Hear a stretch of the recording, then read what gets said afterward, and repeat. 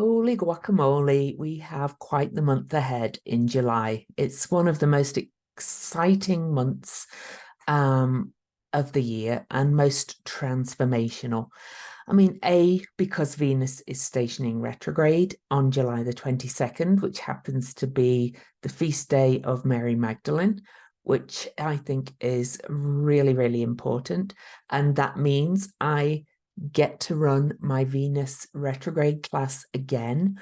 And just so you know, every class is different because each Venus retrograde is different in respect of what aspects it makes, what area of chart it covers for you, and what area of life it covers for all of us. But anyway, enough of that. There will be a link below to sign up, so please do. But also there's a Venus retrograde preview video if you want to get a feel for it. But also, not only is Venus stationing retrograde, Pluto is going to square the lunar nodes 3 times the week after Venus goes retrograde. And the lunar nodes are leaving Scorpio and Taurus and moving back into Libra and Aries. So we've got some big shifts coming this month, and they're kind of all speaking to each other in many ways as well. So I'll be speaking to that as well as we go through this. But I've got a lot to talk about, so let's get on with it. July 2023. Whoa, it's going to be a month to remember, in my opinion. And we start the month on July the 1st with very early in the morning on the East Coast and very late at night for those of us on the West Coast. But it'll be on July the 1st for most of you. And we start that day with a Mercury kazimi right in the middle of Cancer there. Now, you know, Mercury and the Sun meet often because we have 3, sometimes 4 Mercury retrogrades a year. But this is kind of launching July. And this is what's called a superior conjunction or an exterior conjunction, which means that the Mercury is on the other side of the Sun from our perspective, going behind the Sun.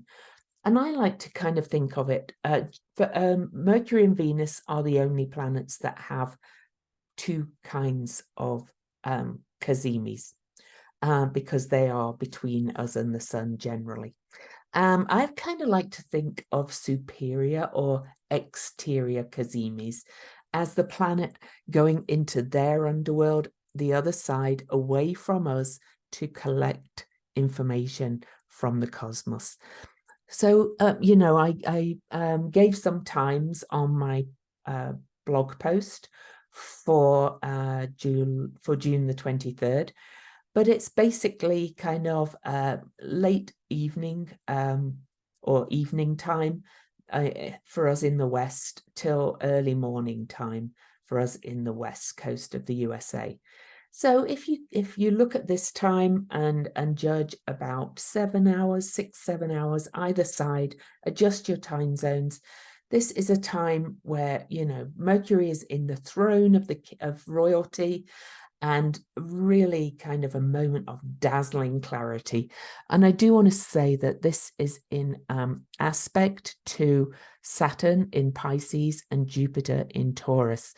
And I find that very significant because Jupiter, well, we've got other things happening as well, but Jupiter is the traditional ruler of Sagittarius and the modern ruler of Pisces. And just the day before, Neptune stations retrograde in square aspect to the galactic center at 27 Sagittarius, which I have not put on here, but it's there. And so Jupiter is ruling that, and Saturn is in what is traditionally Jupiter's sign, and Neptune is in their own sign, but also traditionally Jupiter's sign. This, to my mind, is big download energy. So the end of June, beginning of July, just like open up your consciousness and let it float in. And on this same day, and I really need to hurry up a little bit, but right after the kazimi, the sun will exactly sextile Jupiter. So, you know, we're getting this real kind of download energy, which is more going to come through the senses, you know, of whatever your clair is going to come through. On July the 2nd, Venus over here in Leo, preparing for her retrograde, is square Uranus.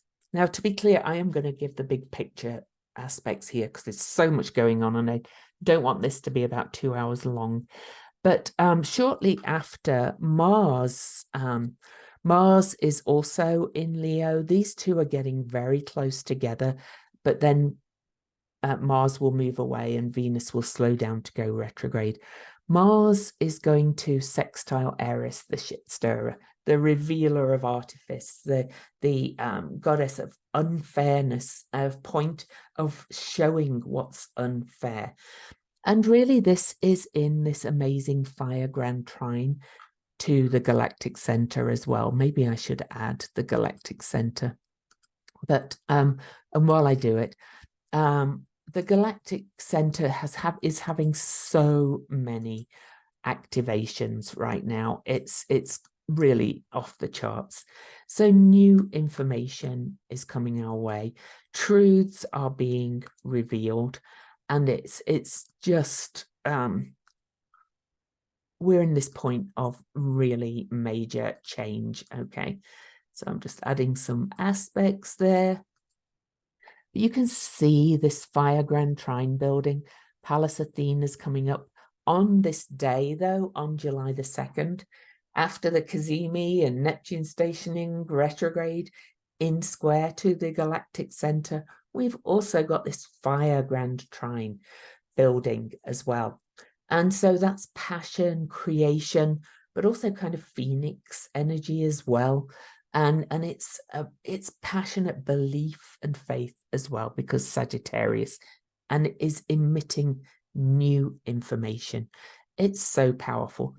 But right after Mars trines Eris, Venus over here in Leo, preparing for her retrograde, which incidentally will happen in trine to this. The start of it will happen in trine to the galactic center. Venus is square Uranus. And this is pretty important because Venus is going to meet the sun in her middle, in the middle of her retrograde on August the 13th, 20 degrees Leo. And all this time, it's in this square to Uranus. And Uranus is the planet of awakening. It's lightning bolts. It's sudden change. I think there's going to be some big and rapid and innovative changes and creation coming. And some of it will be a little bit surprising and shocking, but this is kind of really giving a flavor of what's going to happen right in the middle of the Venus retrograde as well. So pay attention. In fact, you should be paying attention to a lot of what's happening and coming out for you right now, because Venus is already traveling the degrees that she will travel in her retrograde journey. These degrees are going to be covered 3 times. Now, retrograde, and then after she turns direct as well. So then on July the 3rd, we do have a full moon. I'm not going to talk much about it because I did, as usual, do a full podcast on the full moon, but I just want to show you that it's on July the 3rd, early in the morning, and it's a Capricorn full moon with the sun over in Cancer. It's right on the USA's birthday, and it's conjunct Mercury and Juno. Sacred contracts and contracts. I have I feel great potential for some big change to come through these aspects, particularly in the USA. So moving on, I'm really going to skip some minor aspects, and because I am taking a big break next week, but also, you know, I'll be back to writing the daily posts by this time, by July. But the next aspect I want to talk about, well, on the way, we do have, I'm just going to kind of mention them. Venus will oppose Hygeia at 23 degrees, preventative health. This is preventative heart and nervous system health in my mind. But it's also preventative health about how we lead and how we work with people. And so there's a lot going on around that. So look for my writing on that day, July the 5th. And then July the 7th, Mercury will sextile Uranus. So a lot of kind of ahas coming on. And then we start to really get into some busy times. So again, I'm just going to quickly try and, there's so much I don't want to miss anything, but I also do not want to get stuck in the weeds. So take note or rewind, or there's a transcript, read that along with it, and just kind of think of peak moments. So on July the 8th, Mercury is going to square Eris. And Mercury, remember, has just been in the throne of the sun. Mercury really is leaving the beams of the sun, blinking, going, okay, I'm ready to share this information. Mercury is actually conjunct Black Moon Lilith on that day, and Hecate, the way shower, the goddess of the crossroads, who kind of shows you the way forward. And Mercury is going to square Eris. So, you know, I think in this period, especially as Mercury in the kazimi and then emerges from it, I think there's going to be some more news about corrupt leaders, where there's unfairness and what we're going to do about it, and all that kind of thing. On that same day, yeah, Mercury will conjunct Black Moon Lilith and start approaching the conjunction with Hecate. But on that day as well, Venus will actually trine Eris. So this is kind of quite a big shake-up day. All right. So, you know, watch the news, watch what information comes your way. Look for what you need to shake up. I always think of Eris, well, A as the shit stirrer, but also she shakes tables, she shakes things up. And that could be to shake things up in your own life as well. So, oh, such an exciting month. On July the 9th, I am going to look at these aspects. Saturn is retrograde in Pisces and will be all month. Okay, and Saturn is actually going to square Vesta, the goddess of the hearth, the goddess of focus and commitment, in the sign of Gemini. And Saturn is reviewing and reflecting on the structures of our belief and faith in ourselves and in our the structures that we live under. But also it's about limiting beliefs. And this is about faith and trust and commitment as well. And Vesta being the hearth, I think, you know, there's probably some big contracts that are going to be reviewed, because Gemini is also contracts. Saturn is going to reveal more as well. So, you know, it feels like there's revelations coming out at such a rate of knots right now about corrupt leaders and corrupt structures, and about where things are not working. And we're about in a point of change, of starting to recreate these things. But this applies in your personal life as well. But on the same day, Mercury, remember that Mercury has left the beams of the sun, and it is in the sign of Cancer, which is, you know, very sensitive, kind of, we more get information through our senses in Cancer, but it can also be news around our basis of security and families and things like that. Mercury will trine Neptune. It's still in square to the galactic center, going to be for a long time.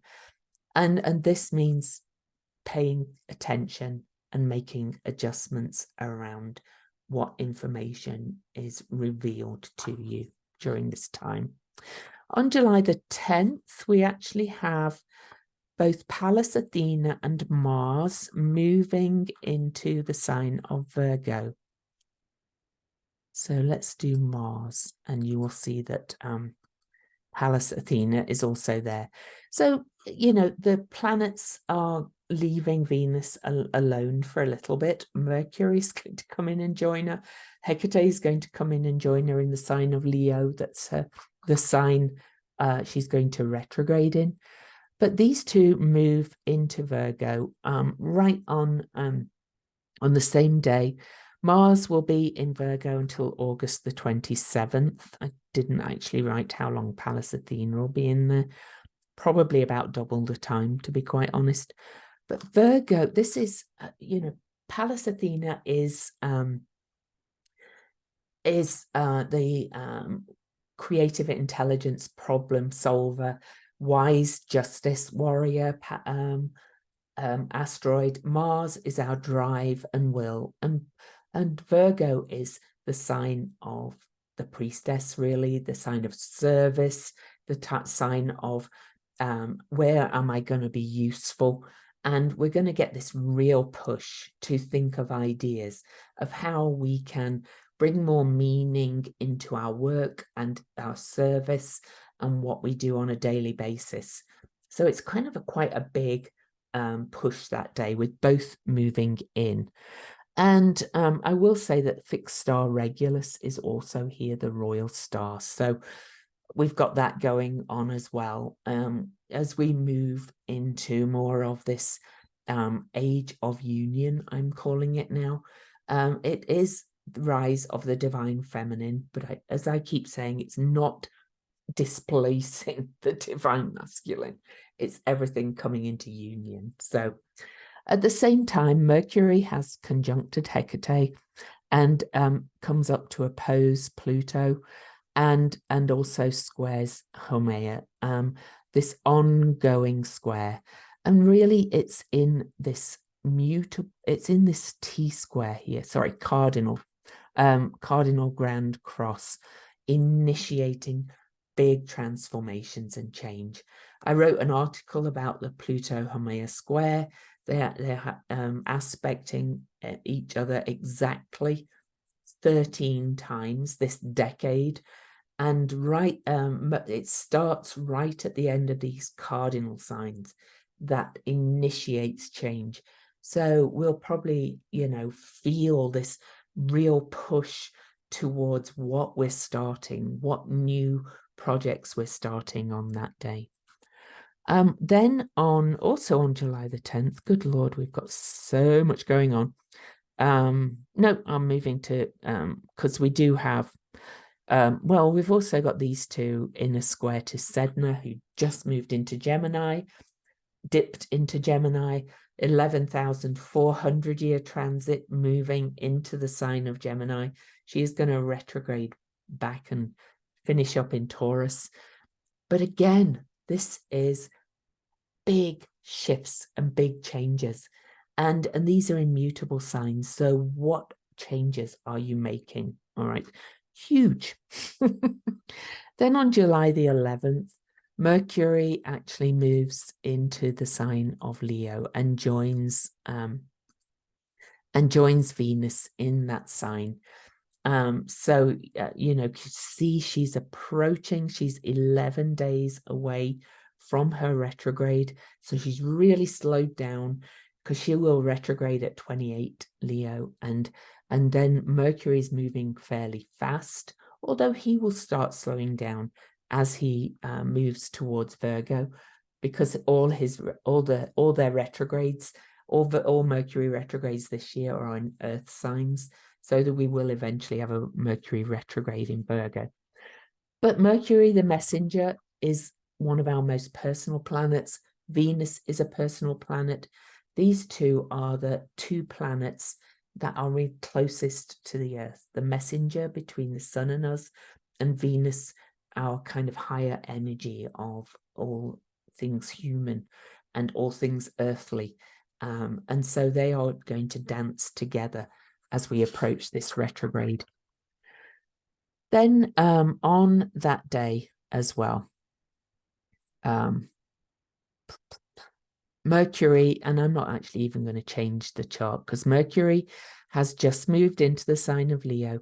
Mercury squares the nodes right after moving in on the 11th as well.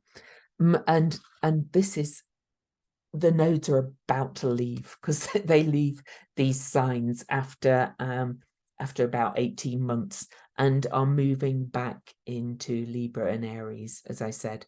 Interestingly, they're coming from Scorpio and Taurus, and Scorpio is traditionally Mars ruled, and Taurus is one of Venus home signs, and that was the North Node. And now they're going to move backwards into Libra, Venus other home, as the South Node, and Aries North Node. I will do a full thing on that, but for today, let's just say that Mercury, the messenger, Mercury, the planet of transition, of transference, of transformation, and all the trans words, squares the nodes as they finish this journey. So we're getting like, okay, what have you learned? And what are you going to create now as we finish this journey with the nodes in those signs? So remember, we've been looking at what's more sustainable. We've been looking at values, our shared values. We've been looking at power manipulation that we hold on to. And really, we've been being asked to let go of what we thought was our power and to move to truly embodied power with this journey. So it's been quite astounding. So that's Mercury square the nodes. At the same time, Mars with Pallas Athena at 0 Virgo is also aspecting the nodes. So July the 11th, on the 11 day, and we're getting this real kind of reminder about what we've been learning for the last 18 months with the nodes in Taurus and Scorpio, and saying, are you ready to make the change? Are you ready to take action? And are you ready to create what you really desire? On July the 12th, the sun will actually square Chiron. I'm not going to get that exact because I don't want to take too long, but that's in cardinal signs. This is kind of, there may be a little pinging with some old wounds again as the sun shines the light on it around security. But again, it's in cardinal signs. And this is an opening square. The sun is moving away from Chiron. I am gonna I always say I'm not going to do something, and I do, because I've got so much going on in my head. So on April the 5th, the sun was conjunct Chiron, okay? And that was conjunct Chiron over here at 15 degrees. And that was at a middle point of a degree, which is also a turning point. It's not a world point, but it's a turning point. And that was kind of a new moon. And think about the beginning of April. Have a little think, look back, look at what you kind of thought, I've got to take action here to begin to heal something. And where is that at now as you square Chiron, as the sun squares Chiron? And what now are you actually creating from that? And what action are you taking again? On July the 13th, Haumea, that planet of creation that's in that ongoing square with Pluto for this whole decade, turns direct on July the 13th. 13th, always the number of the goddess. I love that number. Haumea stations direct in the sign of Libra for the last time. When she starts moving forward and moves back into Scorpio, she will leave the sign of Libra completely. So she's over here almost at 29 degrees. So what she is going to do is, okay, so we've got Venus here now. Venus trine the galactic center. Venus in sextile to Haumea in the next couple of days. Haumea is going to hit the 29-degree mark of Libra, which is where she was conjunct Venus and the Sun on October the 22nd, 2022. That took us into the first Libra star that's going to last another 100 years for this Venus cycle. But they're acting in unison with each other, because Venus is going to station retrograde in this sextile to Haumea. We are so birthing a new age here. So anyway, like all things, planets are more powerful, they're more impactful when they are at their station point. So the days around July the 13th, when Haumea is stationing to turn direct, are going to bring big feelings of creation and birth in the sign of Libra, and creating more Libran world, new social contracts, new all these things, new relationships with each other. And Venus is bringing that creative heart into it. So it's just, we'll look at all these things in such detail in the Venus course. On I'm not even going to mention those. These will be for daily writings, but so I'm going to move forward quite a bit. I do want to say on July the 17th, because we're only at the middle of the month now, Mercury will square Jupiter.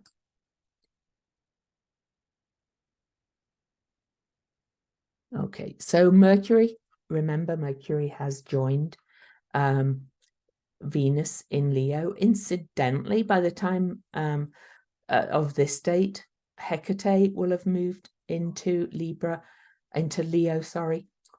And Hecate was the companion of Ceres on the Ceres Persephone journey, when Ceres was looking for Persephone.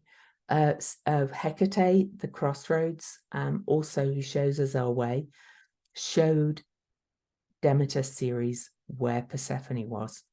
And I believe archetypally that the Venus Pluto Ceres dance is a lot to do with that myth, that story archetypally. So Hecate has joined Venus in the sign of Leo. Mercury is there, also Black Moon Lilith, which was kind of our raw elemental, divine feminine energy. And meanwhile, Ceres is over here in Venus sign. So, you know, I'll look in more detail in the class, but I think it's important that Hecate is moving into Leo as we search for Persephone, as we search really for kind of some energy of lost innocence and lost inner child, which is very Leo, and we search to find that creative, joyful, inner childlike self again during the Venus retrograde. Anyway, so Mercury, my point was that took me to all of that is that Mercury will square Jupiter. And that's a big expansion. And Jupiter is in Taurus, which is Venus's home also. Venus has her home in Taurus and Libra. And so, you know, this is a big creative expansion. Oh, I'm so excited. And then big thing happening later in that day. Actually at 3:59, or let's say 4 p.m. On the West Coast, the nodes move back into the sign of Libra and Aries. And this here is activating that star point that opened up this new Libra star, Venus star age that's going to last over 100 years, that began on October the 22nd, 2022. we're kind of being called to let go of anything that's stopping us creating and taking action on what we want to pioneer and take the lead on. And it's also, well, it's got many layers, but we'll be looking at those nodes more in detail later. But this is a pivotal day, and it's just 5 days before Venus stations retrograde. So the nodes move back into, well, the South Node moves back into Libra's sign as Venus is stationing retrograde.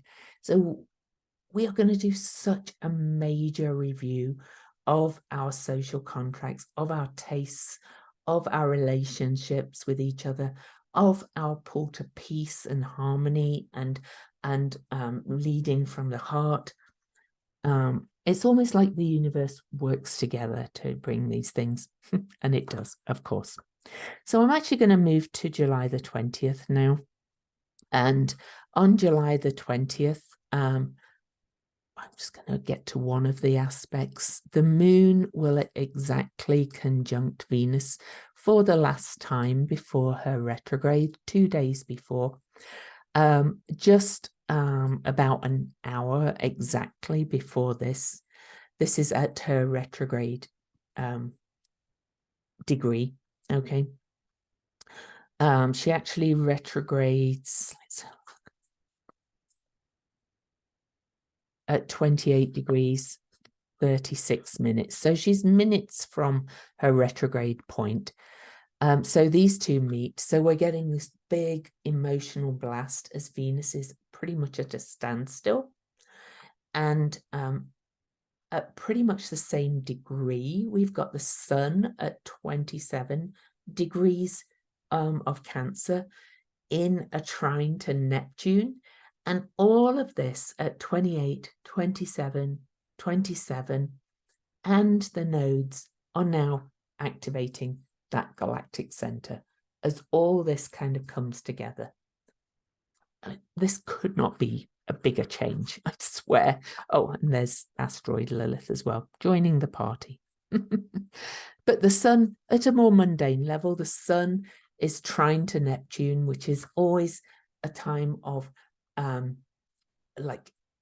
spiritual, creative, magical, sparkly energy, and it's in water signs, so it's very intuitive. We're going to get such I remember reading a while back that we are all becoming telepathic or something. I don't know how true that is, but I think we are definitely becoming more spiritually uplifted. We are going through a real raising in our consciousness. We have to be open to it and available, but this time is raising our consciousness in big ways. Okay, now on the same day as well, a slightly less magical, sparkly aspect, but I don't think any aspect is all bad. We do have Mars opposing Saturn later that day. And Mars-Saturn aspects are usually like 1 foot, said to be 1 foot on the throttle accelerator, 1 foot on the brake. But Saturn is retrograde, and this is in one of my favorite polarity axes in astrology. It's what I call the practically mystic aspect, thanks to a friend who used to call herself the practical mystic. With Pisces being mysticism and magic and the muse and the collective unconscious, and Virgo being how we make that practical on the earth. And this, to my mind, is going to actually really kind of ground us and really give us that solid push to actually bring all this energy that's kind of a bit, ungrounded, that is going to bring us down to earth and say, we can really dive into all of this. At the same time, and I'm not going to move the chart exactly because it's kind of all part of one thing and will exact over the few days, we do have the sun coming up to square the nodes. I'll look at that exactly. But it's in this, it's going to oppose Pluto as well. So you can see it building this cardinal grand cross, which is forcing us to change. And all at these end degrees, which are very critical degrees of moving into something new. And they're very tense, so it can be so this period is just like, you know, I've just told you all these things that are building up to the start of the Venus retrograde and to Pluto coming up to square the nodes. So we're really kind of feeling this push now. And then after this, like, it's going to be like change after change after change. We're kind of being forced to grow and change in many ways over this period. The next day, July the 21st, the sun will actually square Haumea. But in, oh gosh, this period, honestly, this week, Eris, the shit stirrer, remember? Station on the 21st. So let me stick with her. So just before Eris stations retrograde, so remember, planets at their station point have more impact. Things are going to get shaken and stirred. Venus is stationing retrograde the next day, the 22nd. On that day, the sun comes up and exactly squares Haumea, starts to oppose Pluto, squares the nodes, which is also called the moon wobble. She'll actually square the nodes very early on the 22nd on the East Coast, but it's just, the sun will oppose Pluto for the last time while Pluto's in, I think, the sign of Capricorn. I wrote that there. Yeah, I think so. So we've got this massive, totally paradigm shifting activation as the sun activates this. Pluto will not exactly square the nodes until the next week. You'll see that. I'll give you the dates. But the sun is our core organizing, operating principle in the sign of the mother of birth, which is a very creative sign, but also about creating our basis of security, our home, both figuratively and metaphorically. And this is all about our identity as well. In many ways, the cardinal signs are about our identity, from birth to death, from who I am and who we are together. It's just such an amazing time. So let me just quickly give you some times in case you want them. So the sun squares Haumea exactly at 7:37 p.m. Eastern. Eris stations retrograde at 7:58. The sun opposes Pluto at 11:52, and the sun squares the nodes at 1:13 a.m. on the 22nd. But Eris over here, you know, she moves so slowly. Her orbit's over 500 years long. She is stationing on this pivot point, and she's going to shake some things up, I think, really is. If you have anything at these end degrees of any sign particularly, you are being shaken and stirred, and hopefully in good ways if you're leaning in. So then on 22nd, Venus stations retrograde. Incidentally, my first call for the class is on the 19th, so we'll be right in the weeds of all of this as it happens. Doing our shamanic work and leaning into this. So she stations retrograde on the 22nd at 28:36, conjunct Black Moon Lilith with Mercury close by, with Hecate coming up to meet her. Venus starts to move backwards. The Hecate and Mercury are moving towards her, and both of those have this kind of crossing kind of energy. So, you know, that's going to be amazing. At the same time, the moon is conjunct asteroid Lilith. I call her the talk to the hand Lilith. She is the only physical Lilith in our planet. She is actually a rock asteroid. I kind of think her as the very original female wife of Adam before the cast out Lilith, which is Black Moon Lilith. Both of these are involved in this, but look at this. Opposing Neptune, square the galactic center, rising feminine, bringing in new information from the galactic center, a real kind of consciousness raising aspect from whatever's coming in these times. What a month this is. I cannot tell you. And then the very next day, after Venus stations retrograde, so she's still at her station point, Pluto will square the nodes for the first of 3 times in a week. Now, Pluto has Pluto and Venus's cycles really work in tandem in so many ways. Pluto's cycle is 248 years. Venus cycle, she has, this is just the first main cycle, has a 250-year cycle. In other words, this Venus retrograde began at the same place, pretty much. It's slightly off by about a couple of days, but in the exact same place 250 years ago, and Pluto was here 248 years ago. So they're both kind of active at the same time. So Venus stations retrograde, the very next day Pluto squares the nodes. Anything squaring the nodes is a big turning point, and the nodes have just moved into a new sign. You know, this is like upheaval. This is like turmoil. But Pluto can bring destruction. He's very Tower card in the tarot, but the Tower card is about destruction of old form and restructure of new form.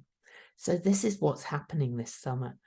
You know, I think, you know, this week at the end of July is going to be very telling. You know, there could be collapses of some institutions, but it's a turning point. And my favorite phrase for Pluto, when Pluto is really digging deep into an aspect, is that Pluto takes away what you thought was your power and leaves you with what is truly your power. So just know that this point is so powerful. And Eris stations retrograde at the same time. And it's all at the last 5 degrees of the zodiac. It's of each sign that any of the players are in. It's the world is going to change this year, I can tell you. So then the Pluto squares the nodes again exactly on July the 25th. So you can see how concentrated this energy is. At the same time, on July the 26th, the Sun moves into Leo to join Venus and to join Mercury. Black Moon Lilith is going to hop in and out between Leo and Virgo a little bit, because I use the true Black Moon Lilith.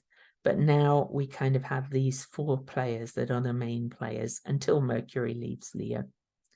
Kind of showing us the way. So the Sun, our core operating principle, meets Hecate, the way shower, the crossroads, the crossing, that helping us to find that lost Persephone within all of us and come to this balance between our shadow and our innocence, our light and dark, all those things. And this at 2 degrees, which is the number of the goddess, by the way. So, yeah, no, actually they don't meet till 3 degrees, but 3 is a nice number too. On July the 27th, Mercury will catch up to Venus. So, you know, even if you don't take my class, Venus is just stationed retrograde. These two meet at her station degree in aspect to the galactic center, in aspect to Haumea and the new Venus guided south node, in aspect to Neptune. You're going to get so much information coming into you, so many downloads. Then on July the 28th, oh my goodness, let's get to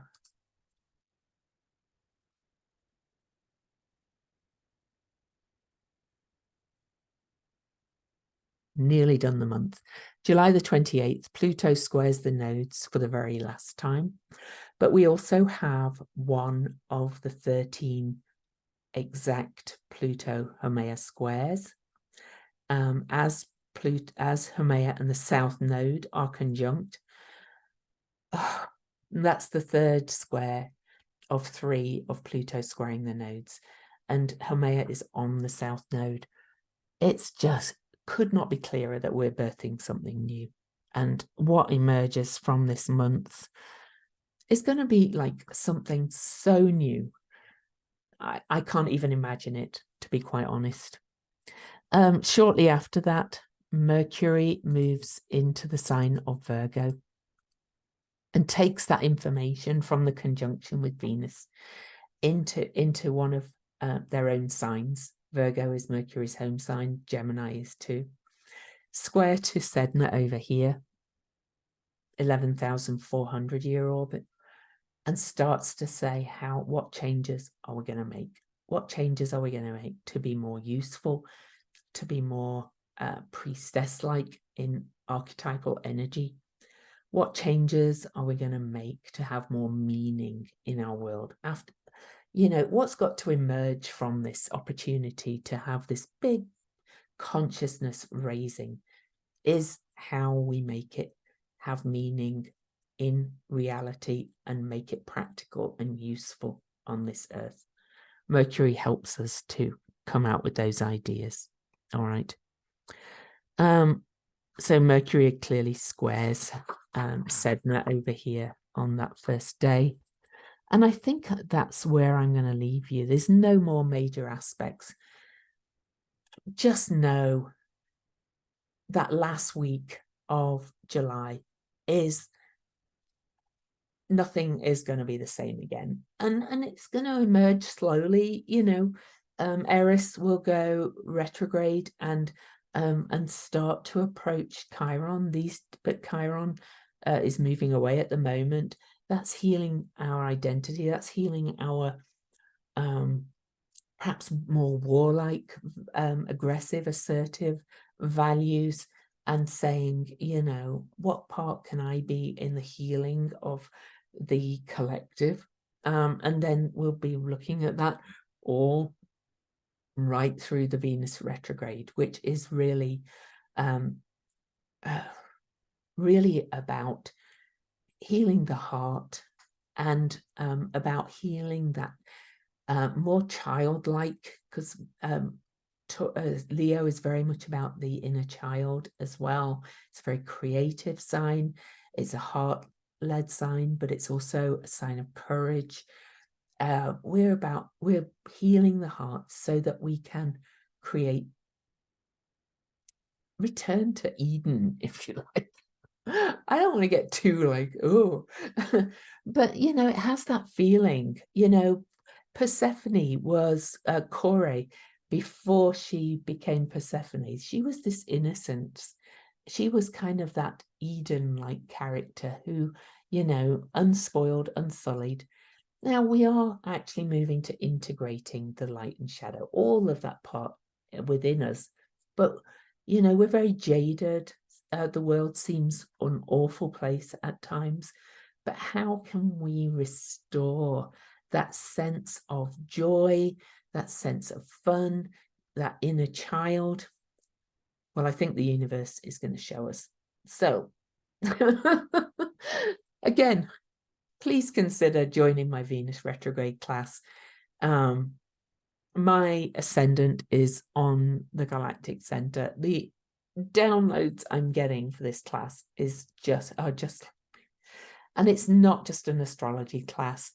We do shamanic work, we do soul retrieval, we do all kinds of shamanic practices and journey work in it. I also do some myth and storytelling. I've got this magical tarot deck that we're going to use for the course. I don't really know how it works, but people have changed their lives doing the Venus class by just doing the work. And this Venus retrograde is just, this will be the 5th time I've run it. And I'm almost, it's almost too much. I'm so blown open by what's coming. So consider joining me. But if not, I honor that too. You know, you'll know if it's for you.